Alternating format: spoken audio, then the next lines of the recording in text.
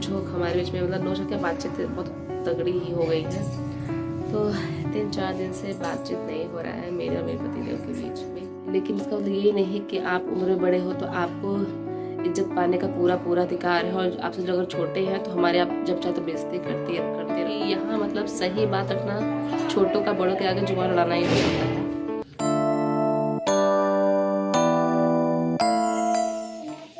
क्या है ये, क्या कर रहे हो?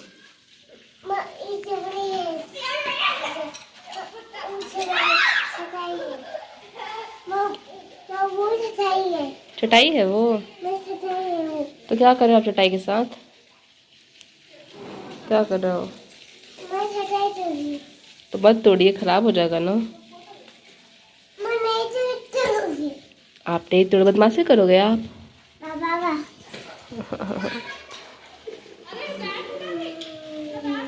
बदमाशी नहीं करती बेटू। नहीं, आप नहीं तोड़ेंगी, पापा पिटाई करेंगे।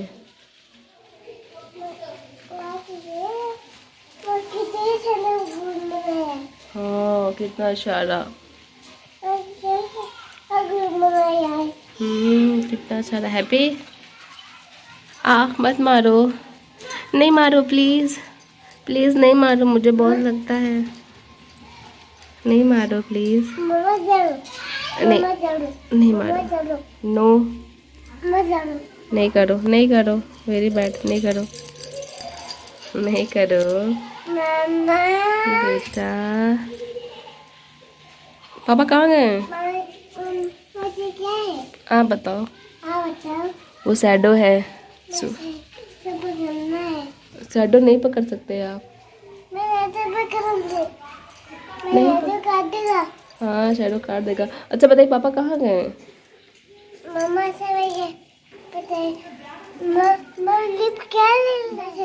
तो नहीं कहता कि आप ठीक हो गया। हाँ आप ठीक हो गया। यहाँ आइए, इधर आइए। मैं नहीं आऊँ। आ जाइए। नहीं मारो प्लीज, नहीं मारो। मम्मा रो। नहीं, आप रोइए।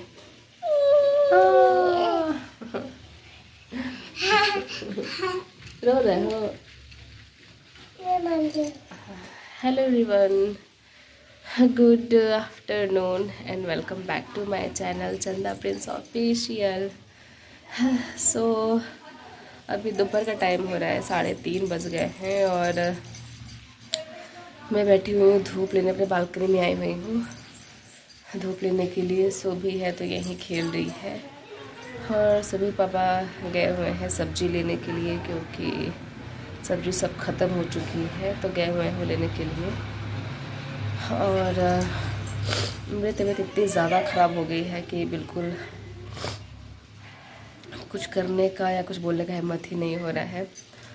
बट मैंने सोचा है कि मैं कंटिन्यूसली ब्लॉग ऐसे ही स्किप ना रहे, जो भी रहे मैं उस चीज़ को अपनी लाइफ में जो भी मैं वो है थोड़ी क्लिप या वीडियो जो भी है रिकॉर्ड कर लूँ, स्किप ना होने पाए मेरा वीडियो, क्योंकि उसका बहुत ही बुरा इम्पैक्ट पड़ता है चैनल पे, क्योंकि मैंने देखा है मेरे साथ जो हो ही रहा है। तो इसमें नहीं चाहती कि मेरा ऐसा कुछ भी इम्पैक्ट पड़े मेरी वीडियो पे।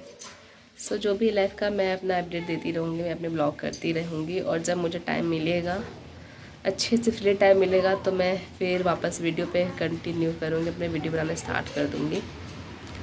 तो फिलहाल पति तो गए हैं सब्ज़ी लेने के लिए, और सुबह में बैठे हैं धूप में, यहाँ पे धूप ले रही हूँ। क्योंकि कल हुआ क्या, कल मैंने नहाया था 4 बजे के समथिंग में गई थी नहाने धोने, और 5 बजे मैं निकली थी।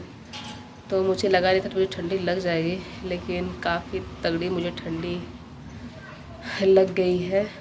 इतना ज़्यादा कल रात को तबीयत मेरा ख़राब हो गया था, इतना ज़्यादा बुखार, जितना उतना ही शरीर में दर्द, उतना ही। क्या बेटा? नहीं नहीं नहीं, थोड़ा बदमाशी नहीं करो। नो। तो जितना ज़्यादा मेरे को पूरा शरीर में पेन था, उतना ही मेरे को सर्दी खांसी और उतना ही सर दर्द ठंडी, इतना सब मतलब सब कुछ एक साथ ही हो गया था, इतना ज़्यादा। और एक साथ जब सारी चीज़ें होती है ना, तो शरीर नहीं झेल पाता है। वही है कि मेरा शरीर नहीं झेल पा रहा है। बहुत ज़्यादा दिक्कत हो रहा है। कल तो सांस लेने को नहीं बन रहा था और खाना पीना भी कैसो कैसे मैं करके बनाई थी। ऐसा लग रहा था कि अब गिर जाऊंगी तब गिर जाऊंगी, ऐसा था। लेकिन पतिदेव का ऐसे कैसे ड्यूटी था तो उनको 12 बजे रात को घर आते तो खाना पीना क्या खाते। और एक मौका कैंटीन से मंगा भी लेते तो मतलब ये रहते तो ला भी देते, लेकिन ये थे नहीं तो था कैसे बना लेते हैं। उसके बाद फिर नेक्स्ट डे देखेंगे तो फिर कैसे उठे खाना पीना बनाए। बहुत इतनी हालत ख़राब हो गई थी पूछिए मत। उसके बाद सोचा नहीं था मतलब बाल धो लूँगी तो इतना मतलब असर करेगा, इसीलिए मैं ठंडी से हमेशा बचती हूँ कि मुझे ठंडी लगे ना। लेकिन होता ही है हमेशा ठंडी लास्ट में लगी जाती है। इस बार शुरुआती ठंडी मेरे को लग गई। पहले पतिदेव को हुआ था तो वो दवाई खा ली, क्योंकि उनकी ड्यूटी चल रही थी तो दवाई खा लिए थे, क्योंकि नहीं खाते तो ड्यूटी करने में बहुत दिक्कत होता। उसके बाद सुबह हो गया और अब मुझे हो गया। हालांकि मुझे तो मेरी लापरवाही से हुआ, शाम हो गई तो मुझे नहीं नहाना चाहिए था, लेकिन इतना सारा कपड़ा भिगोए हुए थे ना तो था कि नहा भी लेंगे और सुबह सोए भी है तो नहा भी लेंगे और साथ ही साथ कपड़े भी धो लेंगे। वही इतना असर कर गया क्या बताऊँ, पूरा हालत ही ख़राब हो गया मेरा। कल रात को फिर जब पतिदेव आए तो दवाई जो खाए थे बताया कि दवाई ये वाला खा लो ठीक रहोगी, तो नाक बहना कम से कम बंद हो जाएगा। तो वही दवाई फिर मैंने लिया सर्दी खांसी वाला, तो थोड़ा सा मैं थोड़ा क्या बोलूँ बहुत हद तक रहा था मेरे को। बहुत चले फिर धूप आ रही डायरेक्ट।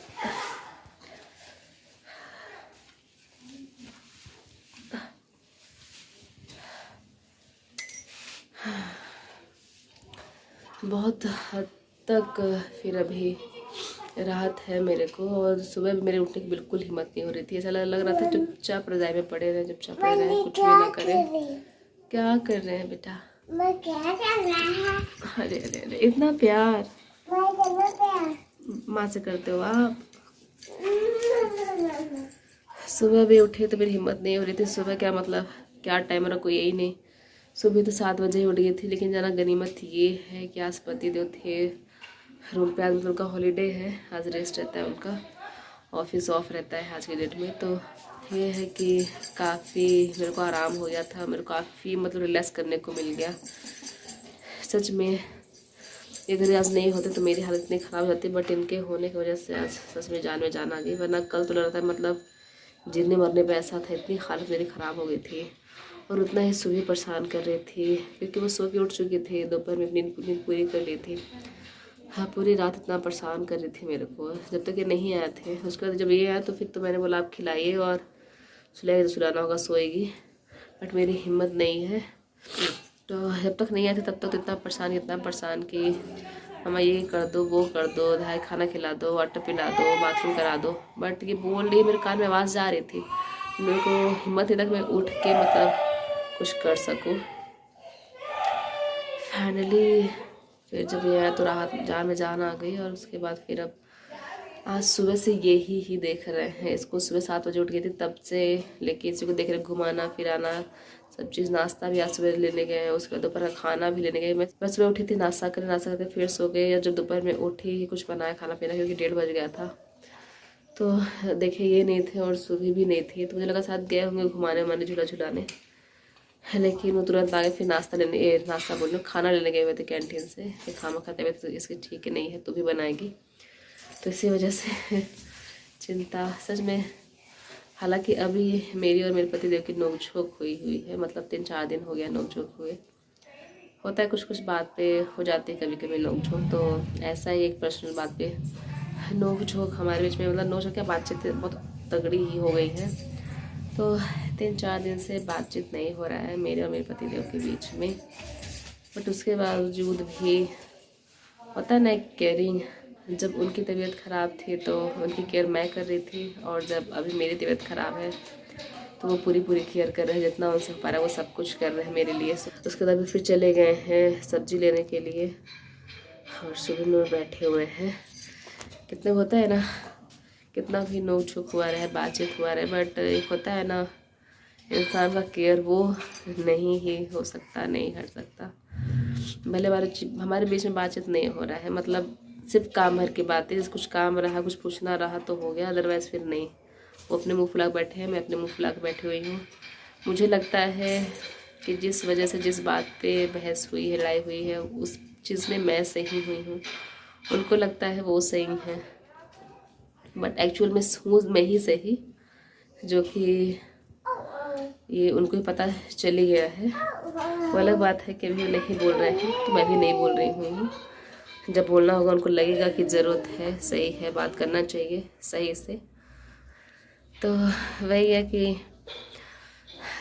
गलती हस्बैंड की हो चाहे वाइफ की हो, जिसकी हो, उसको अगर आपको समझ में आ जाती है तो आपको उस चीज़ को मानना चाहिए और सामने से बोलना चाहिए। लेकिन नहीं, देखते हैं, मैं भी इंतज़ार कर रही हूँ कब बोलते हैं। क्योंकि ऐसा नहीं है कि मतलब हस्बैंड वाइफ है तो कोई छोटा है बड़ा हो जाएगा, इक्वल ही रहते हैं। मेरा ये मानना है कि हस्बैंड वाइफ का रिश्ता हमेशा इक्वल का होता है। अगर हस्बैंड बाहर जॉब करता है, कमाता है, लाता है, तो घर में औरतें बैठी नहीं रहती हैं, वो सब घर का ख्याल रखती हैं, बच्चा का ख्याल रखती हैं, खाना पीना बनाती हैं, सारी जिम्मेदारी घर की वो उठाती हैं। तो ये चीज़ है, इक्वलिटी दोनों की होनी चाहिए, रिस्पॉन्सिबिलिटी दोनों की होती है। तो बात भी जहाँ है, दोनों का मत भी ज़रूरी है, मतलब दोनों की बातें एक जगह पे भी सही हो। जरूरी नहीं कि अगर हस्बैंड है तो वही हमेशा सही है, बीवी गलत ही रहेगी हमेशा, ऐसा मैं नहीं मानती। बात सही होनी चाहिए पहली चीज़, चाहे छोटा हो या बड़ा हो। और दूसरा चीज़ मेरे लिए होता है, उम्र मैटर नहीं करती कि इंसान की उम्र क्या है। जिसका उम्र बड़ा है तो वो सही है, जिसका उम्र छोटा है तो आप छोटे, तो आपको ज़्यादा देश दुनिया की ज़्यादा समझ नहीं है, तो आपको क्या पता होगा, आप मुझे कैसे गलत ठहरा रहे हो। हम बड़े हैं तो हमने ज़्यादा देश दुनिया देखी है, तो हमें ज़्यादा पता है। ये चीज़ मेरा नहीं मानना है, बात सही होनी चाहिए, उम्र से कोई लेना देना नहीं होता है यहाँ पे। आजकल जो छोटे छोटे बच्चे हैं वो भी बहुत ज़्यादा समझदार हैं, और जो बहुत एजिड हो गए हैं, बहुत सियान में हो गए हैं, उनको बहुत सारी चीज़ें नहीं पता होती। इसका मतलब ये तो नहीं है ना कि आखिर वही सही है और बच्चे गलत हैं। और एक चीज़ और मैं ये बोल रही थी कि एक बार हुआ क्या था, मेरे रिलेटिव्स में ही थोड़ी बातें जितने हो गई थी।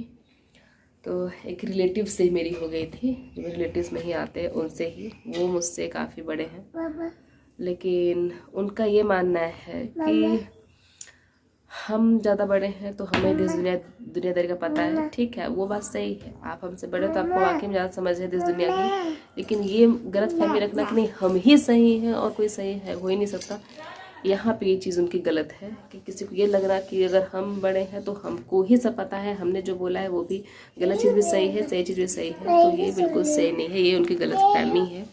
तो ये चीज़ ऐसी गलत फहमी नहीं रखनी चाहिए। और दूसरी चीज़ कि रिलेटिव्स क्या, बहुत लोग ऐसे हैं जिनको ये लगता है कि नहीं हम उम्र में बड़े हैं तो हमारा मान सम्मान होना चाहिए, गलत ही बोल रहे तब भी हमारी रिस्पेक्ट करो, हमारी इज़्ज़त करो, और आप छोटे हो तो थोड़ा सा आप चट बात बोल भी दे रहे हैं तब भी आप सुन लो। तो मैं उनको भी ये कहना चाहती हूँ कि उम्र का लिहाज इंसान कर देता है, उम्र का लिहाज करके कुछ कहता नहीं है, लेकिन इसका मतलब ये नहीं कि आप उम्र में बड़े हो तो आपको इज्जत पाने का पूरा पूरा अधिकार है, और आपसे जो अगर छोटे हैं तो हमारे आप जब चाहे तो बेइज्जती करते रहो, वो भी सही नहीं है। मेरे लिए तो बाबा उम्र मैटर नहीं करता, मेरे लिए इंसान का बिहेवियर मैटर करता है। अगर क्योंकि उम्र छोटा बड़ा हो सकता है इंसान का, उम्र छोटा बड़ा हो सकता है इंसान का, लेकिन इज्जत छोटी बड़ी नहीं होती है, वो इक्वल होती है। जितना आपको अधिकार है रिस्पेक्ट पाने का, उतना ही मुझे भी अधिकार है। फिर मैं छोटी रहूँ आपसे या मैं आपसे बड़ी रहूँ, क्योंकि यहाँ मतलब सही बात रखना, छोटों का बड़ों के आगे जुबान लड़ाना ही हो जाता है। तो भैया ये आप मानते हो, मैं ये नहीं मानती हूँ। मेरे लिए एक बाबा इज्जत सबकी बराबर होती है, छोटे बड़ा उसमें नहीं होता है। हाँ, रिस्पेक्ट मैं तभी कर लेती हूँ, वह लिहाज करती हुई हूँ आपकी उम्र का देख के कि ठीक है, अच्छा ठीक है, अगर एक बार आप मुझे कुछ गलत बोल भी दे रहे हो तो मैं सुन लूँगी आपकी उम्र का लिहाज करके, लेकिन अगर बार बार मुझे पिन मारोगे तो मैं लिहाज नहीं कर सकती हूँ। और आपको अधिकार है तो सामने वाले की बेइज्जती करने का, तो फिर मुझे भी अधिकार आप खुद दे रहे हो अपनी बेइज्जती करवाने का, तो वो चीज़ नहीं करनी चाहिए।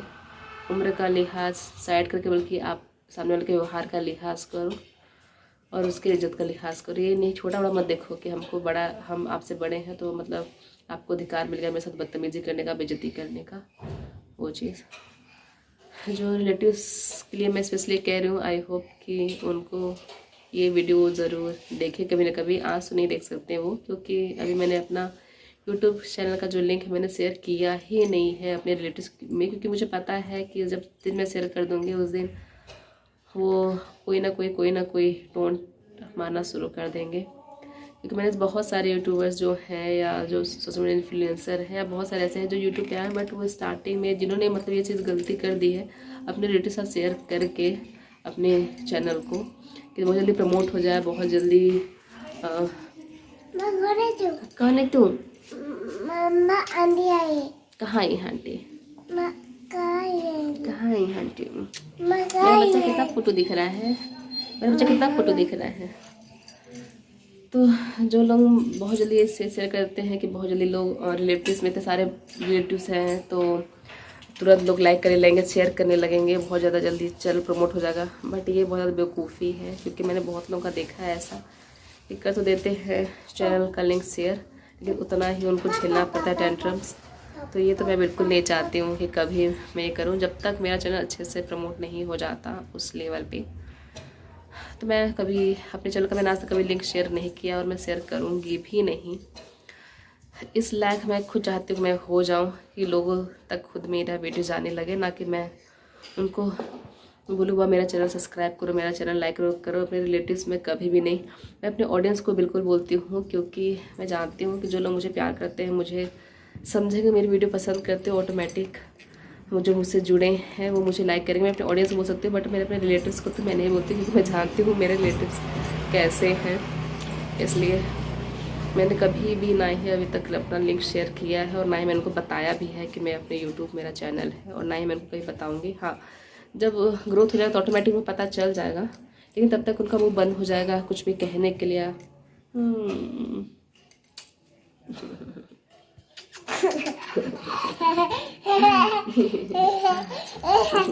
अरे अरे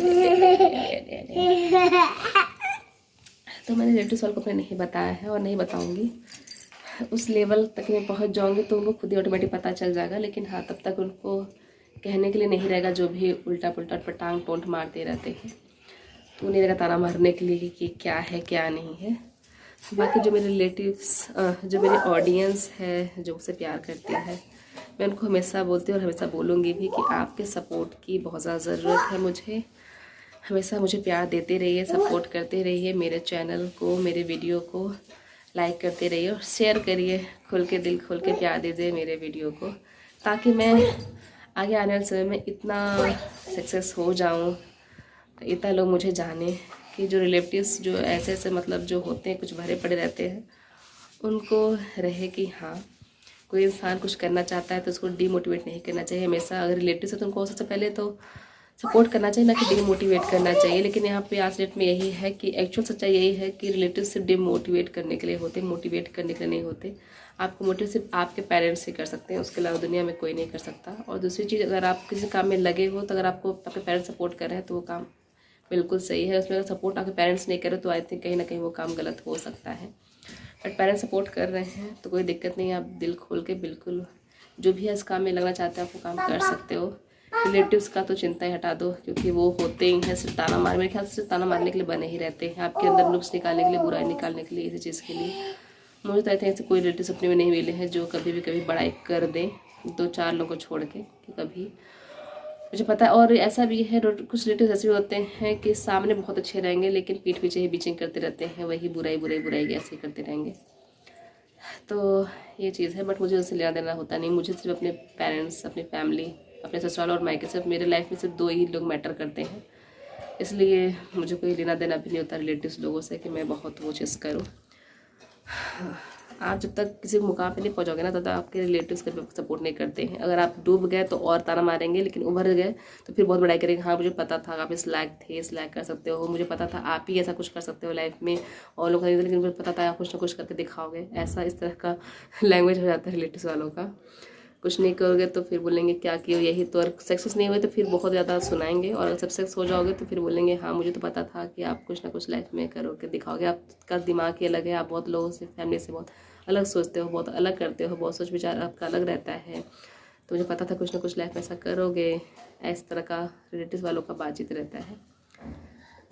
सो यही है बहुत सारी बातें।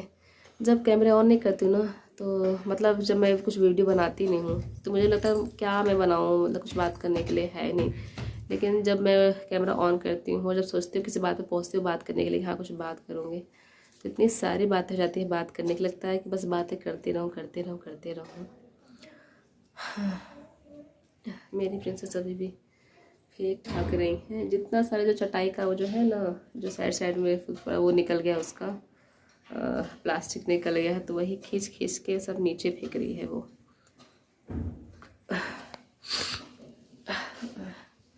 सच में दवाई खा ली है ना, तो हालांकि वैसे रुकना नहीं चाहिए दवाई खा के सर्दी खांसी का, क्योंकि कहते हैं जब सर्दी खांसी अगर होता भी है तो आपके शरीर के अंदर का जितना सारा गंदा होता है वो सब निकल जाता है बाहर। बट इतनी ज़्यादा मैं परेशान हो गई थी ना कि फिर मुझे दवाई खाना पड़ा, क्योंकि दवाई नहीं खाती तो मैं सुबह को नहीं देख सकती थी, मेरी हिम्मत ही नहीं हो रही थी मैं बेड से उठ के पाऊँ। तो दवाई खा ली है तो बहुत ज़्यादा राहत ही है। और अब धूप भी ख़त्म ही हो गई है, ऑलमोस्ट 4 बजने को आए हुए हैं और धूप सब ख़त्म हो रही है धीरे धीरे धीरे धीरे। क्या कर रहे हो बेटू? क्या कर रहे हो? पापा कहाँ चले गए बेटू? पापा कहाँ चले गए? हाँ बताओ।